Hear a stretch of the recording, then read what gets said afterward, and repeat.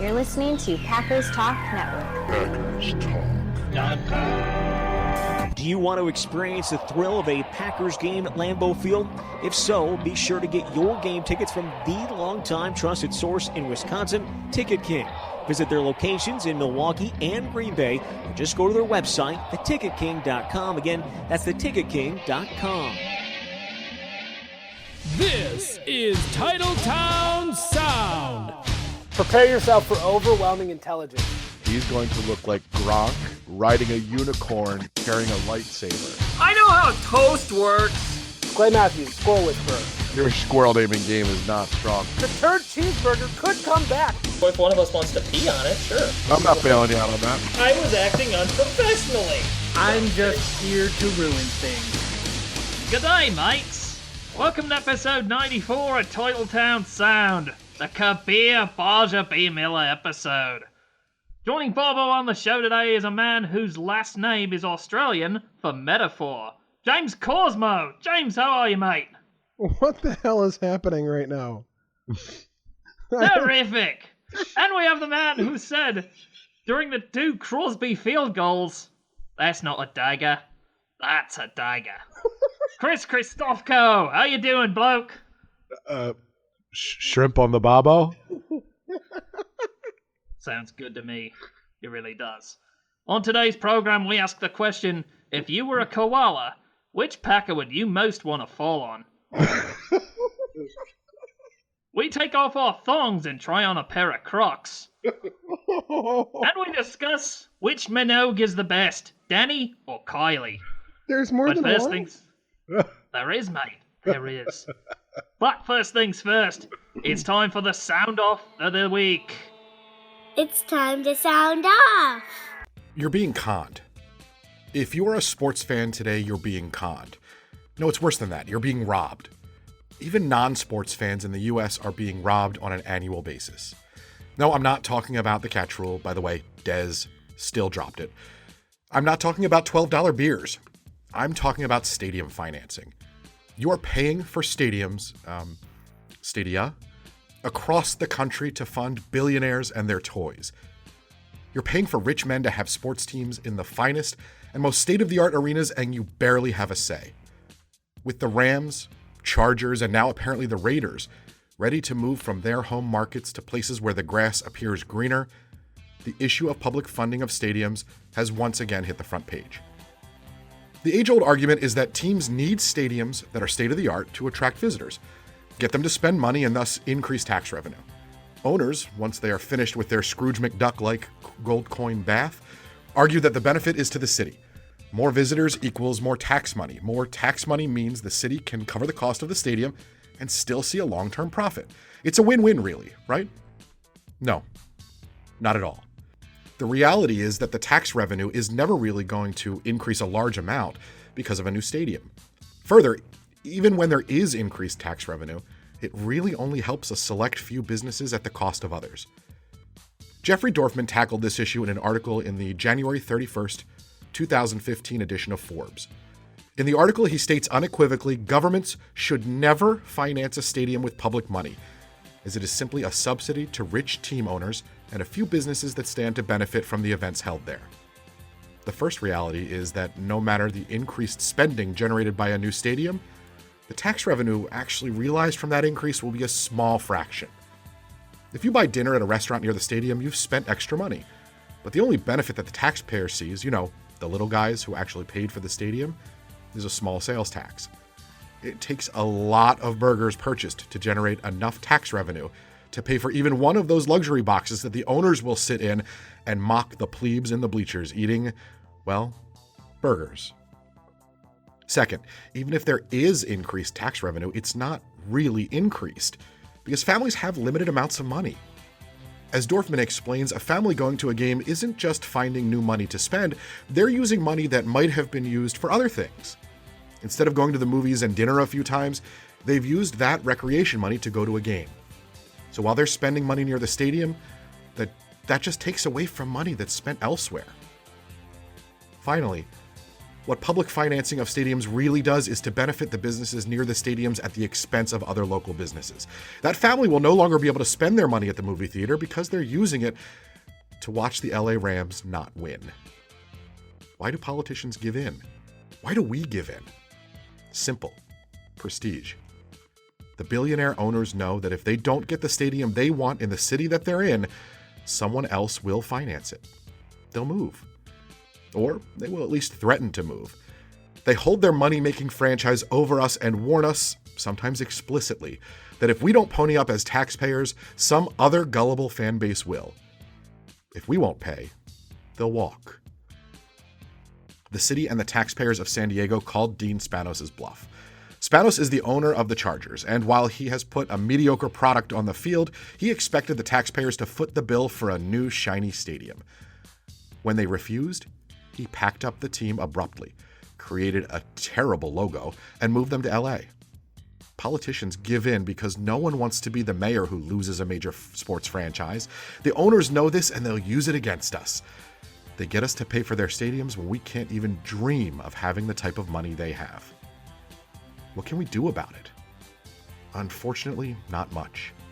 Until no local government is willing to build these monuments to owner greed, franchises will continue to stick their hands in our wallets and take our hard-earned money. And it's not just NFL franchises. Every major sport has had government-subsidized stadiums built. We're the suckers. We are the conned. And it will continue. Now, time to talk about the game that was the Green Bay Packers beating the Dallas Cowboys. A clutch finish in Dallas.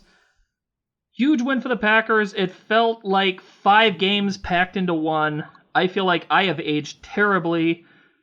And James, I'll start off by asking this. Do you think that the bye week actually hurt Dallas more than it helped?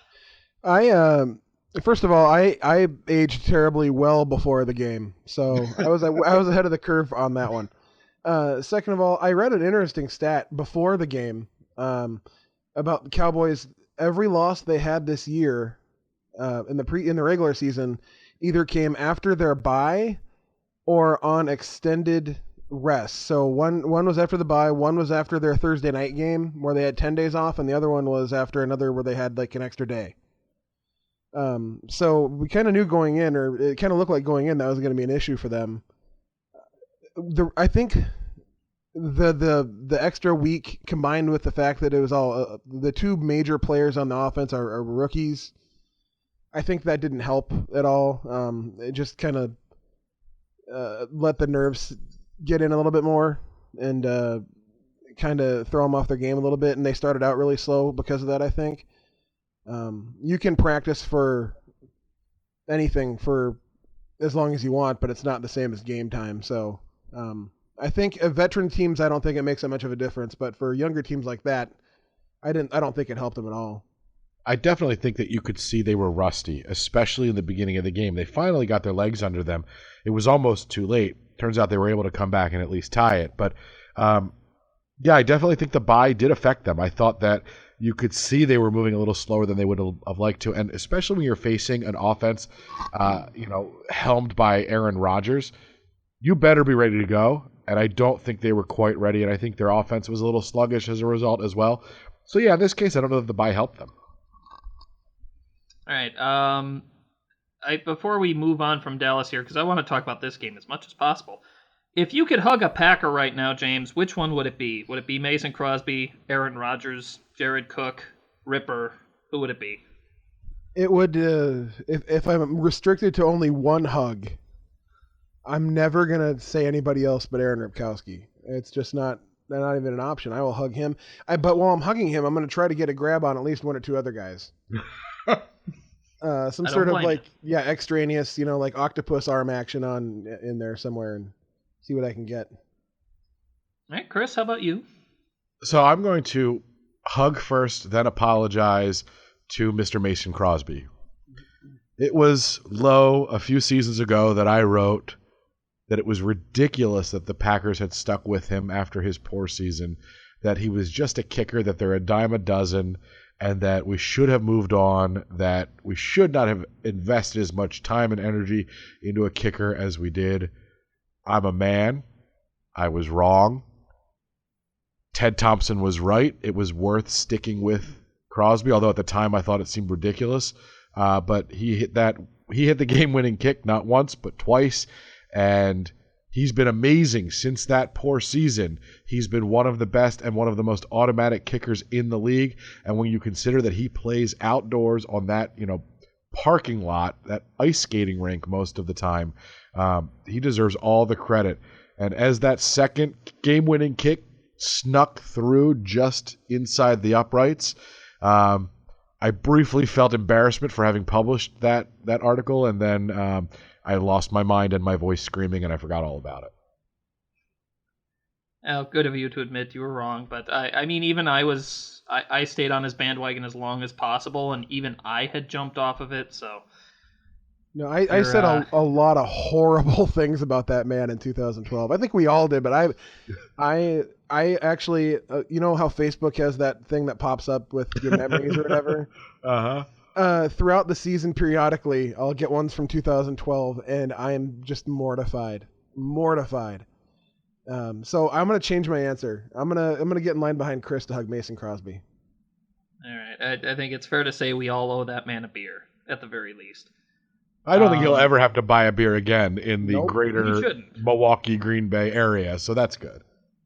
Yeah. Also, I wanted to touch on this quickly, too, and Chris, I'll go to you first for this. Aaron Rodgers apparently drew that last offensive play up himself. Your thoughts on that? I mean, personally, I kind of like that they can still go out and do that, and they've still got enough chemistry with each other that they're having fun, and they can do that kind of a thing. I don't care whether the play is in the playbook for 10 years, 1 year, 10 seconds. As long as it works and they're enjoying it, that's all I care about. How about you? Well, first, we don't know that he was, quote-unquote, able to do that. He just did it. I don't know what kind of... I don't think McCarthy, said in his helmet, do whatever you want. But that's awesome. It's awesome that he could do that he could say, this is where I want you. And he literally handed out assignments to every one of the receivers. And if you watch the film, you can see Bakhtiari saying to him, come on, we got to go. We don't have much time, as he's directing all of the receivers. It just shows you what command he has, what poise he has, even when it's that, of an insane time in the game. He's completely under control. And to be able to draw up a play in the sand, the last time I did that, the play was, run to the Buick and make a left. The fact that he's putting his receivers where they need to be so he can set them up for a game-winning field goal on 3rd and 20, it's why that we, like I said in my sound off a couple of weeks ago, we are watching possibly the greatest quarterback to ever play the game. That's just one example. James, what do you think? Absolutely. I haven't done this in a while, but here we go. That was much like when, like a marching band director just showing up to halftime at the Rose Bowl with his marching band and saying, you know what? We're not doing Stars and Stripes forever. Screw this. Flutes, you're playing this. Trombones, you're playing this. Drums, do whatever. That's what it was. It's so chaotic yet under control, and he knew exactly what he wanted, and he knew exactly where he wanted to send the guys, and he put them where he needed them, and then once he put it all into place, he went out and made one of the greatest throws. You don't even, if you watch it, the throw is out of this world. Well, and the problem is the throw has been lost in the catch, because the catch is incredible, but the throw to get it there is there are like 3 human beings that can do that. Yeah, but maybe 3. It's incredible. The drifting, fading off to his left, throwing, putting the ball in a spot where only his guy can get it. That, in my opinion, like that should go down in his highlight reel of career throws, at least in the top 2. It's incredible. All right, moving on to our next subject, looking at Atlanta. Chris, I got to ask, what does the Green Bay defense need to do against Matt Ryan, who has just been playing out of his mind this year? Not quite, Aaron Rodgers out of his mind, but still pretty good. What do you think the defense needs to do? How can they get to Matt Ryan and rattle him a little bit? Well, the defense has to has to play tough in the red zone. They need to, because the Falcons are going to get their yards. They are going to race up and down the field. It's going to happen. They have to stop them when they get inside the red zone. And if they can do that, trade field goals for touchdowns, that's how they win this game. If the Falcons start with 3 drives that end in 3 field goals, I think that's a good thing. You normally wouldn't say 3 scores on 3 drives is a good thing for a team, but that's what you're looking to do, to stop them in the red zone. There's nothing you're going to do. Julio Jones is going to get his yards. Matt Ryan is going to throw for a million yards, and they're going to be successful. But if you can do what Dom Capers has been able to do in the last couple of weeks, and that's stop teams once they get into the red zone, if you can make them crack first, and then you get a stop every once in a while, and then you get a turnover every once in a while, that's the recipe to winning with this very mediocre, very non-healthy defense. James, what do you think? I agree. I mean, in my opinion, it's going to take probably 3 scoreless Atlanta Falcons drives where they either punt or they turn the ball over or miss a field goal or whatever for the Packers to win. Because I don't think the Packers are going to score on every drive. They're certainly going to score. They're going to get their points. It's going to be a shootout. But I think that if the defense can hold Atlanta to 3 possessions throughout the game where they don't score any points, that's going to give the Packers the best chance to win. And I think that's going to start with pass rush. They need to get to Matt Ryan. They need to get to him. He's been doing a lot of 3-step drops and really quick passes. They need to get to him. Because when you get to him, he's a lot like he can be a lot like Matt Stafford, where if you get to him, he throws the ball to whoever. So if they can do that and they can keep control of the running game with the 2 great running backs they have, I think they have a really good shot at winning the game. One positive and one good example you bring up is that you can get to Matt Ryan, and you have to remember that this offensive line is not like the Cowboys. They're not as dominant. So it does, what the defense has done in the past, and they've been mediocre for quite some time now, is they have traded pass rush for coverage. And if they've been able to get to the quarterback faster, they're not going to have as many opportunities for the quarterback to go over the top, which we know Ryan and Julio Jones can do. So if they can put pressure on Matt Ryan, they can make their cornerbacks look a lot better than they are. And that'll be one key, absolutely. And that's how you get some of those strip sacks, some of those turnovers, some of those forced throws that result in turnovers. And, a couple of turnovers and the Packers win this game. All right, next subject. The New York Times had a piece about the Rodgers family. I haven't read it myself. I guess basically it said Aaron and his family haven't talked in a while. What's new? James, have you read the piece, and do you have any thoughts on it? I have read the piece begrudgingly, just because it was there. My thoughts on the whole deal are, if you care at all, 1 iota, about any professional athlete or celebrity for that matter, their relationship, their personal, private relationship with their parents, siblings, family, whoever, if you think that you are owed that much information about somebody that you don't know except for watching them on TV, then you need to reevaluate how you approach life, because there is something skewed and wrong with that viewpoint. They put themselves out there in the public eye. Yes, they sign up to be famous. I get that. They make that choice. And like it or not, they're out there in the spotlight. However, nowhere in that contract does it say, okay, so we're going to pay you this much money for this many years as long as you let us know when your parents call you, or what you had for Thanksgiving dinner, or who you're dating, or who you're marrying, or anything like that. It's intrusive. It's disrespectful. Look, Aaron Rodgers and I have 2 things in common. We're both human beings, and we both hate the Vikings. And as a human being who hates the Vikings, I can sympathize and empathize with him to the point where, as long as he's not hurting anybody physically, he's not breaking any laws, he's not doing anything to harm anybody, I don't care what they do outside of football at all. And they don't owe me a damn thing in terms of information. And why other people feel differently about that, I will never know. So I'm going to go ahead and put the soapbox away now. All right, Chris, your thoughts. So, James, I get what you're saying. I understand the viewpoint. I don't think it's that far off, but I do disagree a bit. I don't care about personal lives of athletes. I generally don't read the article. The only reason I read this one is because for the show this week. But I do understand why people do care, as salacious and gross as it might be. They care about the people behind the mask, the people behind the scenes, and that's part of their enjoyment of sport, part of their wanting to identify, part of their of their voyeuristic tendency that, while it might be gross, I have a hard time feeling sorry for athletes, especially the super high profile athletes, even because they do reap rewards as being in the public eye, and part of that trade-off is I'm going to receive a lot of money because I am well known, I have notoriety, and people like me or dislike me. I'm going to be able to cash in on that. I think part of the sacrifice you make is that you open yourself up for that. Now, he doesn't want to participate in the story. He ignores it, and I'm glad he does. But I don't know that we can – I don't know.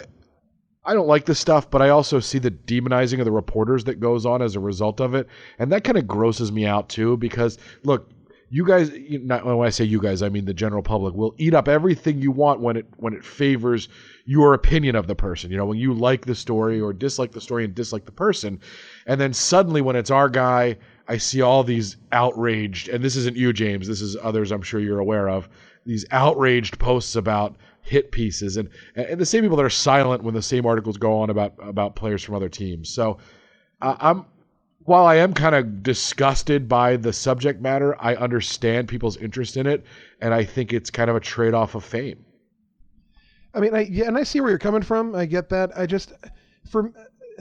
On a personal level for me, I don't get the mindset where because I am a fan of, look, I idolize Aaron Rodgers, and I hate to use that word because I don't think that I necessarily people who are better at something than I am or anybody else's should be idolized. But I feel like, I don't know. I feel like for me on a personal level, I want to be able to relate to them, but at the same time, I want to be able to know when it's time to back off and say, okay, he's a great football player. He does a lot of stuff for the MAC Fund and all these wonderful charities. I don't care that he's dating Olivia Munn. I don't care that he hasn't talked to his parents. I'm not famous by any means to anybody at all outside of this room that I'm sitting here in. But if it were me and I was in his position, I would be just extremely resentful. And I completely understand why people think he's a jerk. Because to be honest, if I had people after my personal information, I'd probably be a jerk too. Although, I mean, I am now as it is, but I'd be even more of a jerk. I'd probably call you names and perhaps throw it at you. You do that, just not on the show. Well, listen, stay in line, and I want to do that. Fair enough. On that note, we will stay in line and take our break at this time. And when we come back, we'll have True False, we'll have Spread 'em. Twitter and voicemails will be coming up first, though, so hang out! We will be right back. Catching flies in his mouth, tasting freedom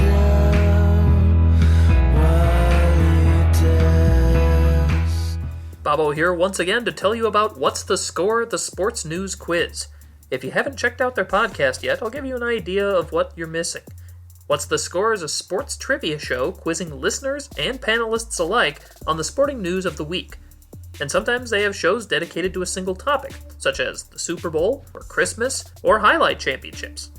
Okay, maybe not highlight championships, but they're all fun and there are terrific people on the panel each and every week. Recent episodes have had Milwaukee Admirals announcer Aaron Sims, News Talk 1130's Dan O'Donnell, and WTMJ.com Preps Live announcer Barry Nelson. Even our own James Korsmo has been a panelist a few times. Their website? WTSSportsquiz.com. Again, that's WTSSportsquiz.com. So please check out What's the Score. They're friends of ours, and we think they would admit to being our friends too. And consider being a contestant on the show. It won't hurt, I promise.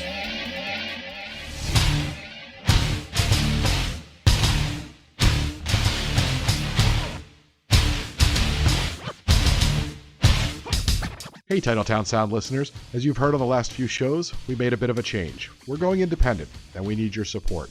You can support us by visiting www.patreon.com/TTSO. For a small donation, you'll get some bonus content and early access to our show. And if you don't want to donate any money, we get it. You can still help us in an important way. Go to iTunes and give us a rating and a review.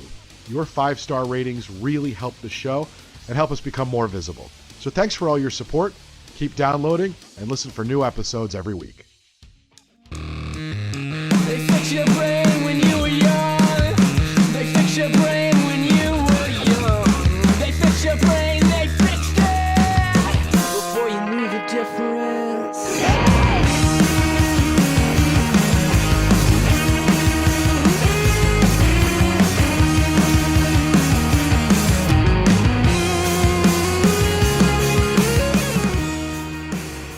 Welcome back to Titletown Sound. I have been handed this piece of paper right here. I've been told to read this. I, Bobbo, apologize for the accent used in the open of the show. I will not do it again, unless it means more downloads for the show. And one more thing before we go on, because I forgot to mention it last week, and I want to make sure we mention it this week. We're only going to have a couple more shows left on the Packers Talk Network. So if that's how you're listening to us, through the Packers Talk Network feed, and you want to continue to listen to us, please remember to subscribe to our iTunes feed. If you search Titletown Sound, you'll find us on iTunes. You can subscribe and download from our feed so that you won't miss a beat in a couple of weeks when things change over. So just a reminder, please do that. Trust me, we've noticed a lot of you guys have done that, and we appreciate it. So keep it up. We want to bring every listener with us and continue the fun over, kind of on our independent stream over here. Very good. Time now for the Twitter questions. You can tweet at us any old time you want at Titletown Sound. 24 hours a day, 7 days a week. We're always open for you. At 82PackFan tweeted, the biggest challenge is going to be containment of the running backs in the flat when they go out for passes, referring, of course, to the upcoming game with Atlanta. James, I will ask your thoughts on that. Containment of running backs in the flat when they go out for passes. Is that the biggest challenge Atlanta possesses? That's a big. I mean, it's going to be a big challenge, depending on if Morgan Burnett's going to be healthy enough to play. That's going to be a big deal. Atlanta doesn't have a great tight end to speak of. They have, so I mean, we don't really need to worry about that. But that is a big part of their game: is screen passes and checkdowns. Especially when Ryan gets pressure, he checks down a lot. So, yeah, I mean, it's going to be tough to keep our safeties in a spot where they can manage all that, and our linebackers. I think that Jake Ryan's going to have his work cut out for him this week, and hopefully Blake Martinez can play more than one play like he did against Dallas. Chris, your thoughts? Yeah, I think Burnett's going to be a key to that. I think that losing him in the Dallas game was a reason that the defense got so gassed so quickly and had a lot of trouble when they were, later in the game. So to have Burnett there will help. Will help with safety play overall. Will help with containing the running backs. I think there's a lot that you have to worry about with this Falcons offense, which is one of the best in the NFL, if not the best. And a lot of that stuff that you have to worry about is, again, containment within the red zone. Keep them out of the end zone as much as possible. Realize that you're going to bend, but try not to break. All right. At MGT Podcast says, do you think Jordy Nelson is necessary to beat the Falcons this weekend? Chris, you think Nelson is completely necessary? Are we doomed without him? No, he's not necessary. He is an unbelievable luxury that adds to the quality of this offense. But right now, the guy that is necessary is Jared Cook. He needs to play, and he needs to play well. He has been part of the key to this offensive renaissance that they've seen in the last several weeks. And the more he plays, the more he contributes, the better this offense will be. Jordy Nelson would be nice to have, and especially on a fast track in a dome, he would certainly help this offense. But no, he will not play again. Again, I have no source. He's not going to play this week. If they sit him this week, he gets a total of 4 weeks to rest from the last time he played until the Super Bowl. I think they'd much rather have him for the Super Bowl than risk him in this game where I don't know how much he could contribute with the pain he's going to be feeling. So they don't need him. They would love to have him, but Jared Cook's going to be the key in the receiving game. All right, James, what do you think? Yeah, I agree. I think Jared Cook's going to be a big asset. Atlanta really, really has struggled this year against the tight end.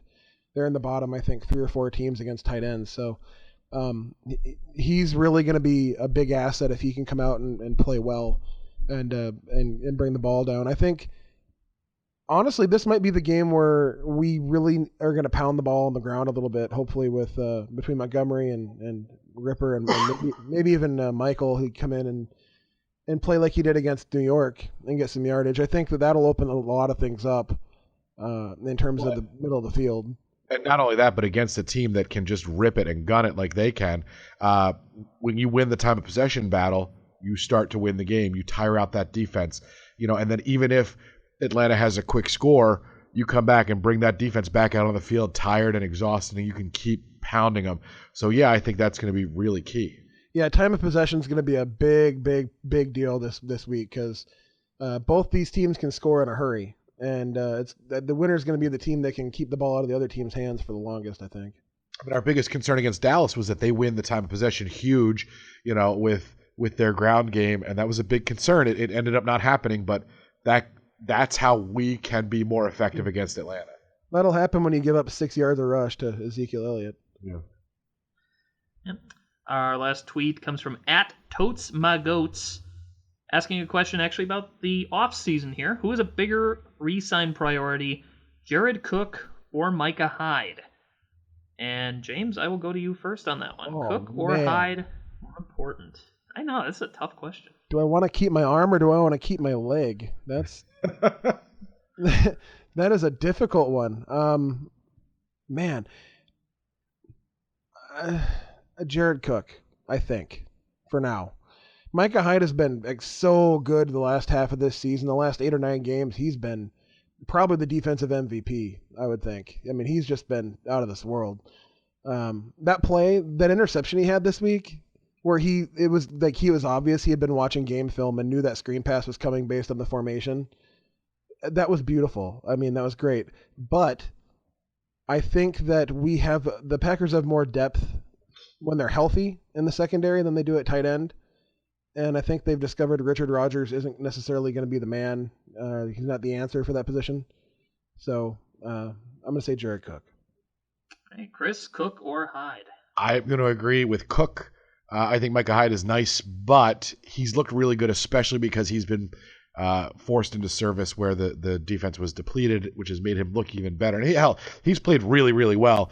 But Jared Cook has, like I said, really kind of brought this offense back and provides another dimension to the offense that is non-existent with Richard Rodgers. Rodgers is a nice red zone target, but between the 20s, he just looks like he's running in cement. So I think Cook. And look, this is an offensive team where the defense is a luxury, and I think that the offense, when Cook is playing well and everything is hitting on all cylinders, is almost unbeatable, especially with the offensive line the way it's playing. So I would take Cook first. It's a tough call, but I would take Cook. I have to agree with you guys. I've been a Jared Cook guy all season, so I got to stick with my guy. And love what Jared Cook's been doing. Love that he's healthy. Doing a fantastic job. Nice to see him come up with the big catch as well. So good on you, Jared Cook. Time now to go to our voicemail segment. If you want to call our voicemail line, just in case you want to audibilize your thoughts to us, or if Twitter doesn't give you enough space, you can call us at area code 920-445-8876. Or if you want to put that into letters, Chris, what's that number? 920... Hick TTSO. Didn't take the bait. So there you go. That's the number. We'll repeat it at least 12 more times this show, I'm sure. Let's go to our first call coming from Nebraska. It's our friend Brandon, and I do want to mention off the top, the first part of the call sounded a little bit tinny. It was kind of hard to make out, so we did have to cut it down a little bit, so we apologize for that. But here you go, Brandon. Here is his voicemail. Guys, how's it going? Brandon here. Just wanted to say hi on this amazing, freaking gut-wrenching victory. It was, holy crap, I about had a heart attack. And yes, I don't know if any of you guys are out there that did what I did, but the last 2 minutes of the game, I muted my TV because I just couldn't stand those freaking broadcasters, man. Those two, it's bad enough I have to listen to one of them for the World Series. So, anyway, I'm done here. Shout out to everybody on the podcast, and I'll catch you guys in the next one. I'll let more people talk on here. All right, guys. Bye. All right. Any thoughts, James, on the announced team, or do you just want to forget that we listened to them?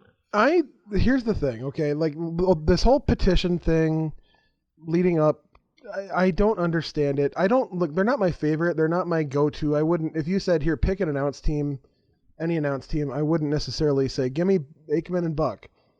But at the same time, I don't, freak out and create petitions when they're on. So, if you don't like it, there's always the option of turning the sound off. And if you're in the area, you can try to turn up the radio broadcast. They don't bother me all that much at all. And people, Aikman occasionally will say something stupid, but he's had 82 concussions. So what do you expect? I'm with you. When I say it's Aikman and Buck, I'm like, okay, whatever. When it's Collinsworth, he annoys me. When it's Phil Simms, I just feel bad for him because he just it seems like his jersey number was likely higher than his IQ. So I don't mind Aikman and Buck. And look, the thing is, when you listen to them and then you listen to the other crews that are truly horrible, with the exception of like Mike Tirico, you realize that it's a tough job. And I think they do a reasonable job. I don't get this. People who believe that Aikman is completely, biased for the Cowboys, I just don't hear it. I think he was very fair in the way he called the game. He called out the Cowboys when they committed penalties that weren't called, and did the same for the Packers. So I don't. The petition strikes me as you really have too much friggin' time on your hands. Even if it just requires you to sign your name, you still have wasted more time than you should on this topic. And it makes Packers fans look really silly. That's what bothers. Like, I don't want to be lumped into a group of people that everybody else around the country looks at and goes, "What a bunch of whiners." I don't know. It is universal though. And this is funny because every single fan base believes that Joe Buck and Troy Aikman hate their specific team, and like the Eagles fans, they are convinced that Buck and Aikman hate the Eagles. Same thing, Washington's fans. It's almost universal that everyone around the league thinks that. I don't know why that it comes across that way, but I've never believed that they specifically hate the Packers. I don't know. I think they were very kind of fair in the way they've called the games, and even if Aikman does get a little overzealous at times, I don't care enough, and I don't really hear the commentators much, other than when there's an injury and I'll turn it up. I don't know. I guess I'm so kind of caught up in everything that's going on that it's almost like background noise. All right, I'll be honest with you. I'm not a fan of Troy Aikman in the booth either. I'm actually kind of okay with Joe Buck. He's not my favorite, but I can at least tolerate him. But by the same token, I like Tony Kornheiser, so can't really go by me. What? Moving on to our next voicemail. Wait, you like Tony Kornheiser doing what? Maybe I shouldn't ask that question. Yeah, that's a loaded question. Like you liked him on Monday Night Football? I did like him on Monday Night Football. Holy crap! I said you can't go by me. I think it's you and Mrs. Kornheiser liked it. Not even Wilbon liked it. I'm not sure Kornheiser even liked hearing himself. But no. Regardless of that, we'll move on to the next voicemail. This one coming from Iowa, and here it is. Can I get a go, Pack, go? Never doubted, you know what I'm saying? Aaron Rodgers, not the least. Best $200 I ever won, you know what I'm saying, in any game history. Thank you, Packers, and I love you very much. We love you very much. And for the record, any legal issues that anybody has about that, $200 was referring to jelly beans, just for the record. Gambling is legal like everywhere now, so let's not get too worked up. Screw it. Then it was money. I mean, maybe sports betting is illegal everywhere but Nevada, but who cares? If you win on the Packers, that should be legal. There you go. $200, is that a good win on that game, or do you think they should have won more?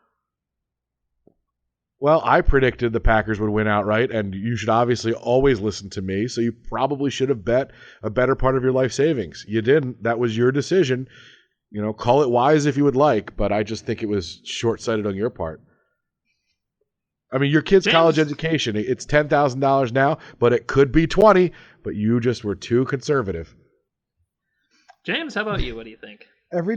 Every time I watch a Packers game, it's a gamble that I don't make it to the end. Like, I'll end up dead with 3 heart attacks and a stroke all at the same time. So that's my gamble. Yeah. Plus, I picked the Packers to lose, so I'm glad I didn't gamble. Good work. So on that sarcastic note from Chris, for any legal reasoning, any lawyers out there listening. Yes, our next voicemail. Hold on. First of all, lawyers don't arrest people. Just so we're clear. That's true. I just don't want lawyers showing up at the studios like we have tobacco juice leaking out of our breast implants or anything. No. I have no idea what you're talking about, but that's like a Breaking Bad visual to me. I don't know. You know what? I'm not drinking my Mountain Dew. I'm drinking Faygo fruit punch today, and I think it's throwing me off a little bit. Oh, God. No. Oh, no. You're a juggalo. Did I say something about Kornheiser earlier? I don't know. He's a juggalo now? In this week, what happened to you this week? You're a juggalo now. Wow. That would explain the skin going whiter. Just a juggalo. Everywhere I go. Can we move on now before I start crying? Let's go to the next voicemail. This is coming from New York. Please bail me out. Hey guys, great show.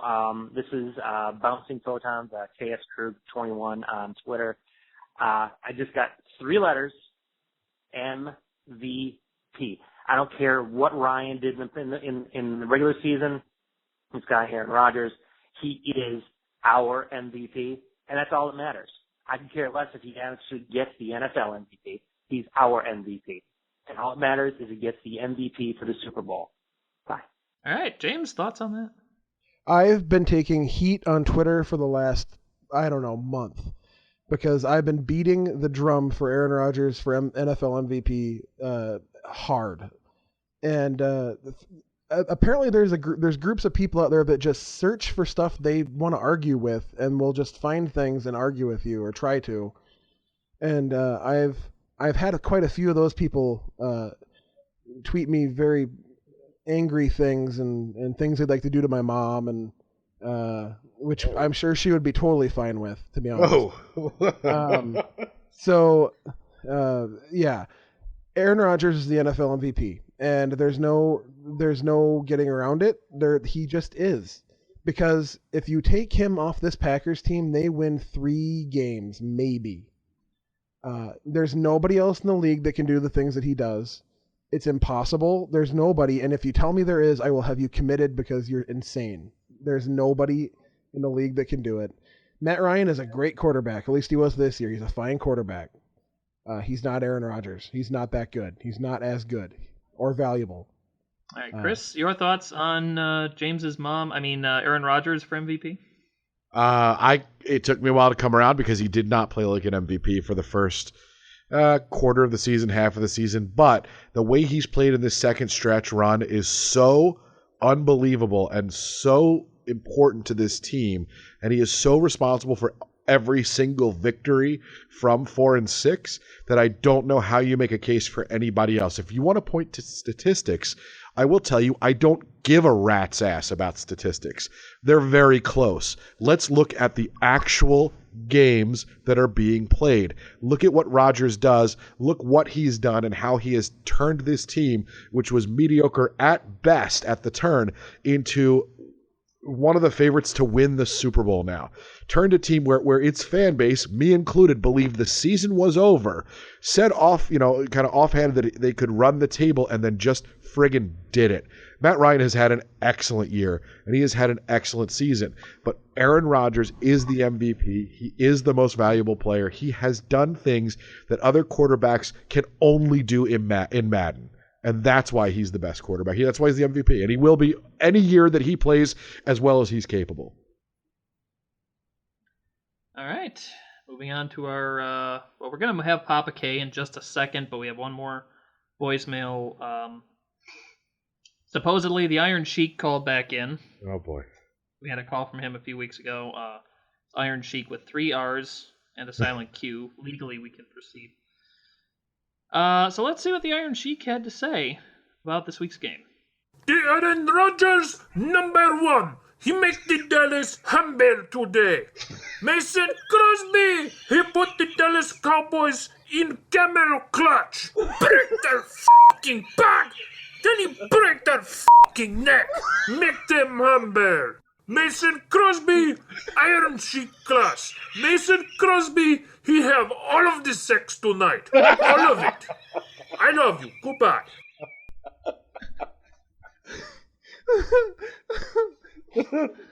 Okay. Chris, any thoughts on that? I do believe Mason Crosby had all of the sex. I believe that. I concur. James, anything you want to add? Oh my God. Yeah. I also believe that he put them in the camel clutch. It was clear, obviously. Oh my! I don't even know what to say. I need a minute. I do love that the actual Iron Sheik, not that this isn't the actual Iron Sheik, but I do love that the Iron Sheik tweets at David Bakhtiari after about every game. Yes. That's pretty fantastic. They're both Iranian or from Iranian stock or whatever. Is that like a broth? It is like a nice Iranian stock. I imagine there's some curry in there. Delicious. Alrighty. On the complete opposite end of the spectrum from the Iron Sheik, let's go to Papa K's Nuggets of Wisdom. And now it's time for... No one comes into this house without paying a price. Papa K's Nuggets of Wisdom. Hi, this is Bill Kristofco, and to paraphrase Jimmy Johnson, how about them Packers? What a great clutch win over Dallas, and how great it is to finally win a playoff game on the final play. And who knows, at least for me, maybe that 3rd and 20 from Rodgers to Cook will help me finally forget the 4th and 26 against the Eagles back in 2004. I'd like to look at, as I reviewed the game, as I looked at it the second time, from the defensive side of the ball.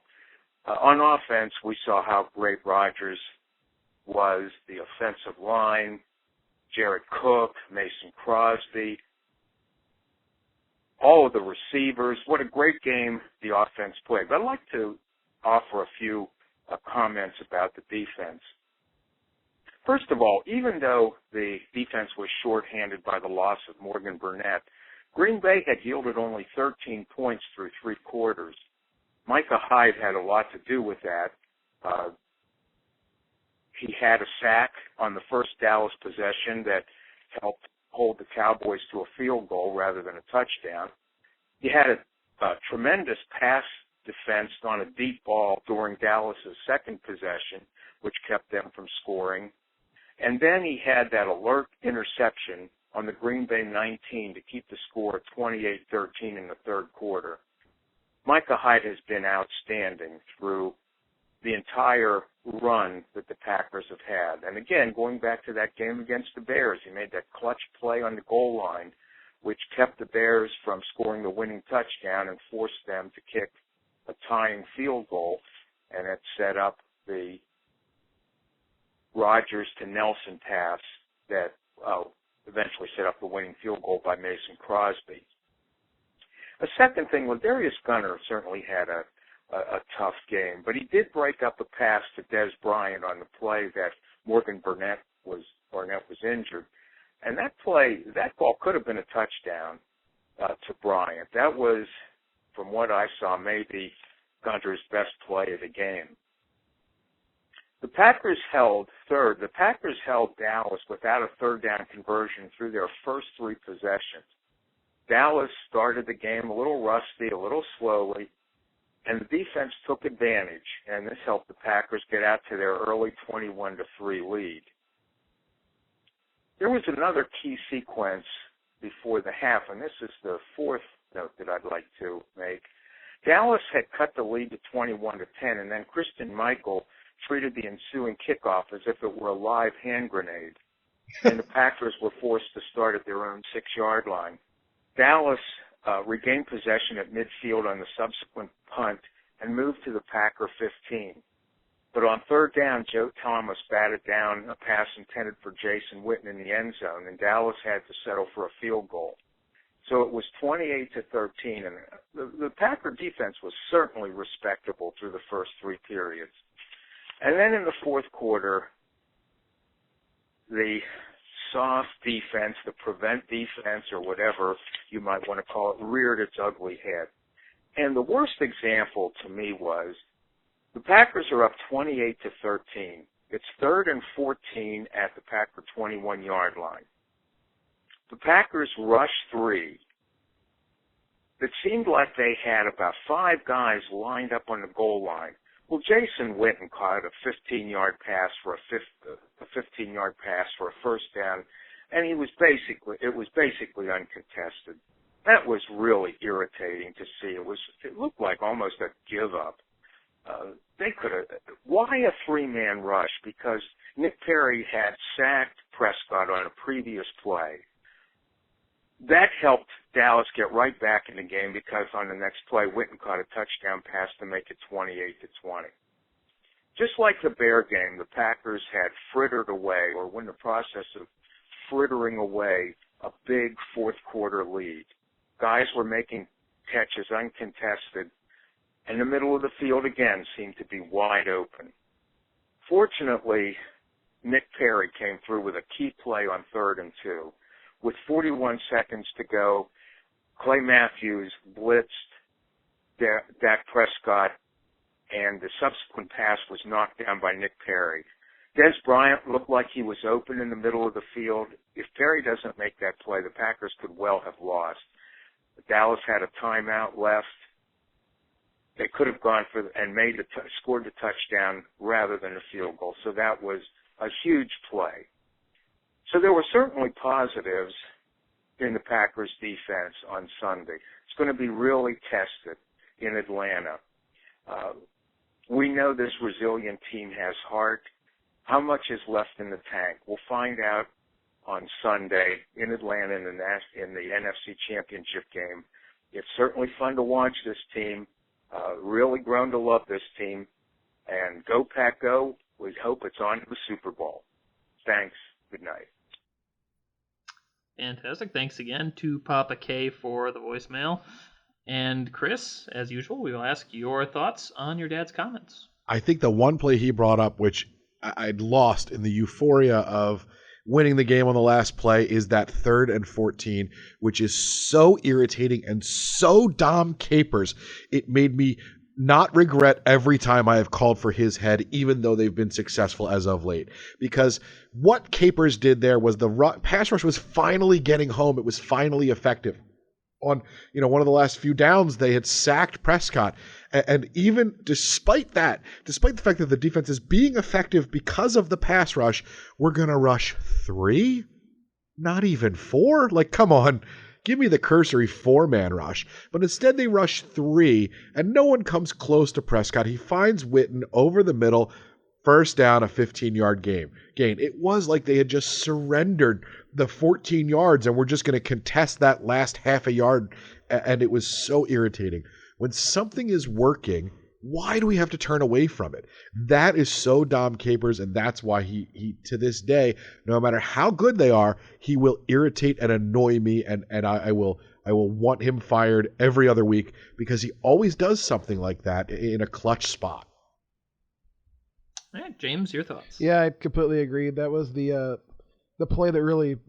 There's a couple of them that really irritated me, but that soft 3rd down and long cup defense that he likes to play, I don't understand it. The reason it was 3rd and 14 is because of a sack. Right. And you're going to go ahead and say, okay, we're going to put our dime package out with cornerbacks out there that, it's like their 4th down of their professional career out there. Kentrell Bryce, who did have one of my favorite plays of the whole season when he just lit Cole Beasley up. But, I mean, you get these guys out there that have no experience, and you expect them in a playoff game to make a play, and then you have wily old 64-year-old, Jason Witten just settling down right at the first down marker, wide open. And it happens all the time. Can we just talk real quickly about Kentrell Bryce, though? While I'm excited with how hard he hits, the man has got to stop celebrating hard hits after 22-yard gains. It drives me in. It's the equivalent of the Jermichael Finley 7-minute first down celebration, and it drives me insane. Yado, yeah. Yeah, you know what? I agree with you. You can't celebrate anything after you give up a big play. That being said, that hit was woo. All right, guys, time now for true false. Chris, buddy, pal. Oh boy. Yeah, It doesn't matter. I'm out of it anyway. We got to do something about this James guy, man. We got to, string him up or something. I mean, you're going to need more than a string. Bring a cable or something. Fair point. I will make a note of that. So what happened this week? So this past week, James got all 5 right. Oh, come on. For the love of God. Are you serious? And Jeremy, as I believe Jeremy got 3, you and I got 2. Yeah, we gotta do something about James right now. 9 out of 10 correct so far in the postseason, so... should we let James go first and then we just copy his answers? I'm kind of okay with that. It apparently doesn't matter when James goes. He'll just get them right anyway. All right. Well, we have 5 questions on the ready here, so let's jump into a true-false. Number 1, Aaron Rodgers passes for at least 330 yards. Rodgers has been the top quarterback in the postseason so far. He's passed for an average of 341 yards over the last 4 weeks. Atlanta was 5th worst against the pass in the regular season, allowing 266.7 pass yards per game. They allowed 225 to Russell Wilson last week. Take that for what it's worth. So Aaron Rodgers passes for at least 330 yards. I will go first and say true. And Chris, do you want to go second or third? I'm going to ask you that first. Sure, I'll go second. All right. Doesn't matter. I'm going to say 330. You could say 350. I'd still say true. He's in a dome against Atlanta. He's amazing. His passer rating, his yards completed. He's gonna throw for 400 this week. All right, James. I'm going to say false because I think they're going to have to establish a running game for time of possession. All right. Interesting. And James throws us all off the set. True false. Number 2, Matt Ryan passes for at least 335 yards. Ryan was second in the league in passing yards in the regular season. He threw for 338 last week against Seattle and has averaged just over 315 yards over his last 3 games. He threw for 288 against Green Bay in their Week 8 meeting, in case you're interested in that. Green Bay's passing D is easily the worst in terms of yards per game remaining in the playoffs. The only 2 playoff teams who averaged more passing yards per game allowed in postseason games. New York Giants and the Dallas Cowboys, and we know who those two teams faced in the playoffs. There you go. Green Bay has allowed an average of 300.5 passing yards per game through 2 postseason games. The next highest of the remaining 4 teams in the playoffs is Pittsburgh at 230.5. Difference of 70 yards between the number 3 and 4 teams on the list. So, you probably forgot what the question was. I almost did myself. Matt Ryan passes for at least 335 yards. I will say true. Chris, how about you? I don't know why, but I'm going to say false, and it's going to be just under that. Okay. James, how about you? You could have said 530 and I'd still say true. All right. Interesting. Got some dissension between you guys this week. Always like that. True false number 3. Julio Jones reels in at least 100 yards receiving. Gave you some defensive info on the pack already. Jones was the only receiver in the league to pull in an average of 100 plus yards. 100.6 to be exact. He had 29 yards against Green Bay in Week 8, 67 yards last week against Seattle. Left the game a little bit early with a foot injury. Should be fine for Sunday. He has averaged 74 yards per game over his last 3, and that was after sitting 2 weeks with another injury. So Julio Jones reels in at least 100 yards receiving. I am actually questioning this one a little bit because I'm wondering if he's a little off his game. Maybe something's bothering him. Maybe it's the foot. Maybe it's something else. I am still going to say true, though. Chris, what say you? Let's put it this way. The Packers just today signed a man. They voluntarily chose to add a man to their practice squad who gave up 220 yards to Julio Jones. That's not over a season. That's in one game. So that's who we're signing. So with that said, true, Julio Jones will have 100 yards receiving relatively easily. All right, James. I fully expect Julio Jones to have 100 yards per quarter. Fair point. You're going with true, I presume? Yes, I am. I actually kind of want to change my answer to false, but it's not going to matter. I'm going to be wrong anyway. Hashtag optimism. True false number 4. Jared Cook catches at least 75 yards receiving. Cook had at least 75 yards just 3 times in the 12 games he's played as a Packer. He had 103 against Dallas, and Atlanta had the 5th worst pass defense, as I mentioned, in the regular season. So yeah, plenty of reasons to think Jared Cook can have a good week, but again, 75 yards just 3 times so far this year. So Jared Cook catches at least 75 yards receiving. I will say true. Chris, what do you say? I'm going to say true as well. I think he has a big game. He keeps getting better. He keeps making incredible catches. He looks like he's now Rodgers' go-to in some of those situations. So I think it's going to be a lot more than 75 yards. All right, James. I am also going to say true. I think that in order for us to win, he's going to have that much. All right, true false number 5. Green Bay's defense records at least 2 turnovers. They've had 3 so far this postseason. Had a turnover ratio of +8 in the regular season. Matt Ryan threw 7 picks in the regular season. Atlanta lost 4 fumbles over the course of the regular season. Second best in the league, actually. 4 fumbles. Not too shabby in the NFL in 2016. And they had a +11 turnover margin. So Green Bay's defense records at least 2 turnovers. I am going to say true. Chris, what do you think?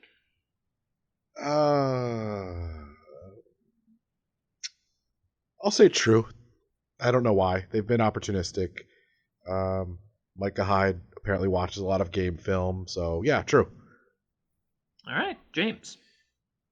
You know, my heart wants to say true because I want it to happen, but I don't think it will, so false. Alrighty, we will of course get Jeremy's take on true false before the game starts, and hopefully we will have Jeremy back next week. We're hoping to have him this week. Couldn't make bail, so it's a little tip with a parking person. No, apparently no internet at the county jail. I didn't know that. I was unaware. Yep. So There's that. Now, ladies and gentlemen, it is time for the game that we call Spread 'em.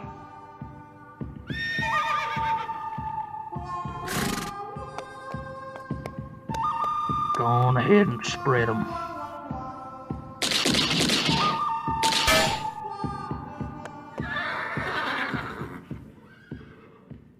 Bovada.lv has Green Bay +4 in the spread right now. And Chris, you want to clarify what that means for anybody not familiar with the spread?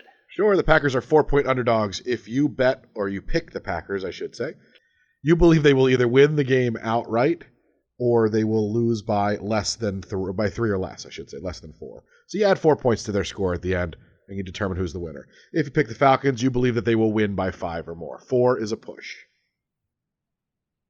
Alrighty, and I will admit that last week I was negligent and forgot to put up the Twitter vote.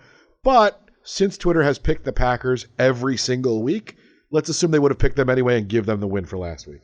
Fair enough. That would give them 5. And Chris, actually, I believe you and Jeremy won Spread 'em last week, and That's you currently have the lead.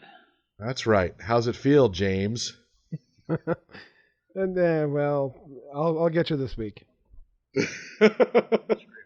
Shame. We feel shame, James. So Chris, you going Green Bay or Atlanta with the spread? I still feel great about this team, and I think they're going to figure out a way to win as 4-point underdogs. I really like them, so I'm going to take the Packers with the Packers getting 4 points. All right, James, how about you? Give me the Packers. Going the Packers. I will take Atlanta for the simple reason that I keep picking their opponent, and the Packers keep winning. Not going to mess with that. I'm out of it anyway, so I will go Atlanta. And again, of course, we will get Jeremy's take on that before the week is through. And that brings us about to the end of the show. So we want to remind you to check out TitletownSoundoff.com. We got material going up all the time with Ferris and Mark putting stuff up, and Quick Slants, I forgot the name of it, that James usually does right after the game. All sorts of grand stuff to check out there. You can tweet at TitletownSound. You can call our voicemail at 920-445-8876. And if you like to make letters out of it, it's 920-HIKE-TTSO or HIK-TTSO, fine, whatever. Mm-hmm. And Chris, do you want to mention the Patreon and iTunes stuff? Sure. Please visit our Patreon page. It's www.patreon.com/TTSO. You can sign up to be a patron there, get some extra content, and we're excited as that builds up throughout the off season. Another thing is, again, this is one of the last few weeks that we will be on the Packers Talk Network, so please make sure that you are subscribed to our iTunes feed as well. That'll help you, especially in the off season. We're going to be broadcasting every week. If you start to notice you haven't heard us in a while, it's because you don't have a subscription on our iTunes feed. Give us a review, give us a rating. All of that helps the show tremendously. Fantastic. And before we go, James, anything you want to say? I would like to say thank you all for listening and for reading our stuff and supporting us. I'd like to say good night to Everson Griffin, wherever you might be. I hope that life is treating you well and your golf game is improving. And yeah. You're a good buddy, yes. Chris, anything you want to say before we go? Good night, Prince Janice. Mason Crosby, please continue having all the sex. All of it. Yep. All of it. Every bit of it. Every last bit. I would like to say once again, I apologize to all Australians for that terrible attempt at an accent earlier. I would like to remind everybody to don't forget to pet your cat. And I'm trying to look for Chris Cluey. I know he was a guest on the show a while ago, and I think he has a new game coming out. And I can't pull up the name of it, so... Chris Cluey's got a new game out. You should go buy it. That's a great plug, Bobbo. You work in the marketing department? Cluey hired you yet? They kicked me out, I guess. I don't know why. So thank you again to everybody. Thank you for calling in, tweeting in. Special shout out to the Iron Sheik. And we will catch you for episode 94 of Titletown Sound next week. Thanks for listening. Have a grand week. The preceding podcast was a production of Productions Institute, LLC, copyright 2017, all rights reserved. The devil went down to Georgia. He was looking for a soul to steal. He was in a bind because he was way behind and he was willing to make a deal. When he came across this young man sawing on a fiddle and playing it hot, and the devil jumped up on a hickory stump and said, "Boy, let me tell you what. I guess you